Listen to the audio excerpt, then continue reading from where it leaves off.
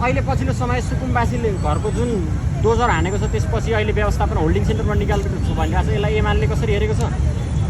अब सुकुम्बासीका लागि छाती थाप्छन् पनि उहाँहरू आफैले भन्नुभयो होइन, खगेन्द्रजीले रविजीले उहाँले भन्नुभएकै हो। अब सुकुम्बासीलाई पनि उहाँहरू आफैले निकाल्नु भयो, सुकुम्बासीलाई होल्डिङ सेन्टरमा पनि उहाँहरू आफैले लैजानु भयो। त्यसको व्यवस्था पनि उहाँहरू आफैले नगरेर कसले गर्छ भन्नु न? सरकारमा उहाँहरू हुनुहुन्छ, अब मैले गरिदिने हो त? जिम्मा लिनु पर्छ कि पर्दैन? मैले गलत गरेँ भने मैले जिम्मा लिनुपर्छ कि पर्दैन? तपाईँको व्यक्तिलाई नाङ्गो बनाइदिने अनि कपडा उडाउनु पऱ्यो कि परेन मलाई? होइन नि, खोलाको किनारमा अव्यवस्थित भए व्यवस्थित तरिकाले उठाउने भनेर लगायो भने सर व्यवस्थित कहाँ गर्नुपर्छ? गरे भएको त। अनि यतिका वर्षसम्म तपाईँहरूले पनि त भोटकै नारा लगाउनु भयो भन्ने आरोप छ।